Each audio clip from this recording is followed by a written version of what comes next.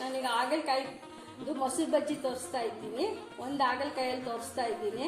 ಯಾಕಂದರೆ ಶುಗರ್ ಇರೋರಿಗೆ ದಿನ ಸಾಂಬಾರು ಪಲ್ಯ ಮಾಡಿ ತಿಂದು ಬೇಜಾರಾಗಿರುತ್ತೆ. ಒಂದು ಕಾಯಲ್ಲಿ ಇದನ್ನ ಮಾಡಿಕೊಂಡು ಇದು ಒಂದು ಸೈಡ್ ಡಿಶ್ ಥರ ಶುಗರ್ ಇರೋರು ತಗೋಬೋದು. ಇದಕ್ಕೆ ಬೇಕಾಗಿರೋ ಇಂಗ್ರೀಡಿಯೆಂಟ್ಸ್ ನೋಡಿ, ಒಂದು ಹಾಗಲಕಾಯಿ ನೋಡಿ, ಎಷ್ಟು ಬೇಕಾದ್ರೂ ನಿಮ್ಮ ಕ್ವಾಂಟಿಟಿ ತಗೋಬೋದು. ನಾನೀಗ ಒಂದು ಹಾಗಲಕಾಯಲ್ಲಿ ತೋರಿಸ್ತಾ ಇದ್ದೀನಿ. ಅರಿಶಿನ, ಸ್ವಲ್ಪ ಸಾಸಿವೆ, ಉದ್ದಿನಬೇಳೆ, ಕಡಲೆಬೇಳೆ, ಜೀರಿಗೆ, ಇದು ಈರುಳ್ಳಿ, ಸ್ವಲ್ಪ ಈರುಳ್ಳಿ, ಕೊತ್ತಂಬರಿ ಸೊಪ್ಪು, ಹಸಿಮೆಣಸಿನ್ಕಾಯಿ, ಟೊಮೆಟೊ ಬೇಕಾದರೆ ನೀವು ಆ್ಯಡ್ ಮಾಡ್ಕೋಬೋದು, ಮತ್ತು ಉಪ್ಪು, ಅರಿಶಿನ. ಈಗ ನಾನು ಅದನ್ನು ಹಚ್ಚಿ ಅದನ್ನು ಹೇಗೆ ಅಂತ ತೋರಿಸ್ಕೊಡ್ತೀನಿ ನೋಡಿ. ಹೀಗೆ ಸಣ್ಣ ಸ್ಲೈಸಸ್ ಮಾಡ್ಕೋಬೇಕು. ಇದಕ್ಕೆ ಒಂದು ಸ್ವಲ್ಪ ಉಪ್ಪು, ಅರಿಶಿನ ನೋಡಿ, ಅರಿಶಿನ ಒಂದು ಸ್ವಲ್ಪ ಹಾಕ್ಕೊಂಡು ಒಂದು 10 ನಿಮಿಷ ನೆನೆಸ್ಕೋಬೇಕು. ನೋಡಿ 10 ನಿಮಿಷ ಇದನ್ನ ನೆನೆಸಿದ್ದೀನಿ ನೋಡಿ. ಇದ್ರಲ್ಲಿ ಸ್ವಲ್ಪ ಯಾವ ಥರ ನೀರು ಬಂದಿದೆ.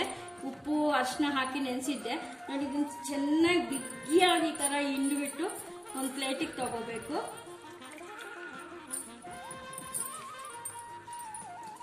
ನೋಡಿ ಎಷ್ಟು ನೀರಿದೆ. ಇದನ್ನ ಎಣ್ಣೆಯಲ್ಲಿ ಕರೆದು ಮೊಸರು ಬಜ್ಜಿಗೆ ಹಾಕ್ಬೇಕು.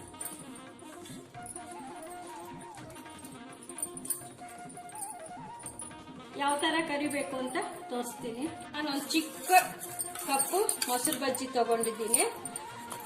ಮೊಸರು ಬಜ್ಜಿ ಇದಕ್ಕೆ ಚೆನ್ನಾಗಿ ಈ ಥರ ಕಲಸಿದ್ದೀನಿ. ಅದಕ್ಕೆ ಒಂದು ಸ್ವಲ್ಪ ಈರುಳ್ಳಿ,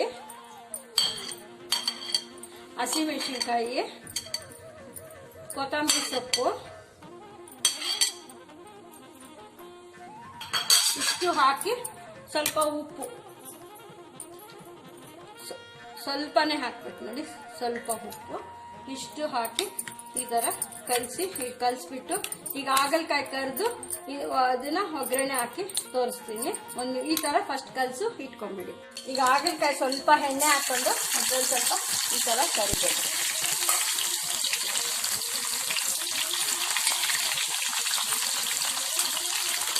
ಎಲ್ಲ ಈ ಥರ ಕರೆದು ಒಂದು ಪ್ಲೇಟಲ್ಲಿ ತಗೋಬೇಕು.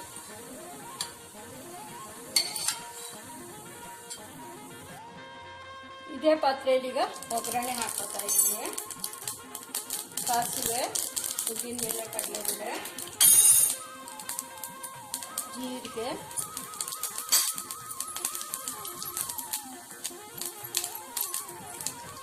ಕರಿಬೇವಿನ ಸೊಪ್ಪು,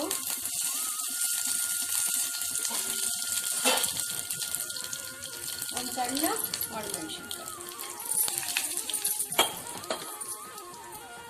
ಸ್ವಲ್ಪ ಅರಿಶಿನ.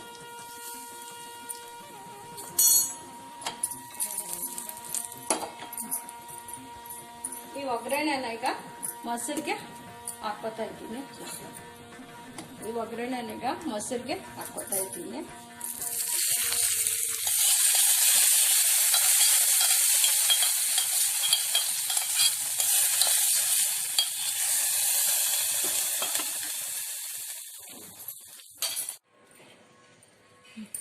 ಕರೆದಿರೋ ಹಾಗಲಕಾಯಿ, ಸ್ವಲ್ಪ ಹಸಿ ಟೊಮೆಟೊ ಆಪ್ಷನಲ್. ಇದು ಹಸಿ ಟೊಮೆಟೊ ತಿನ್ನೋದಕ್ಕೆ ಇಷ್ಟ ಇರೋರು ಹಾಕೋಬೋದು, ಇಲ್ಲದೇ ಇದ್ರೆ ಅದನ್ನ ಸ್ಕಿಪ್ ಮಾಡ್ಬೋದು.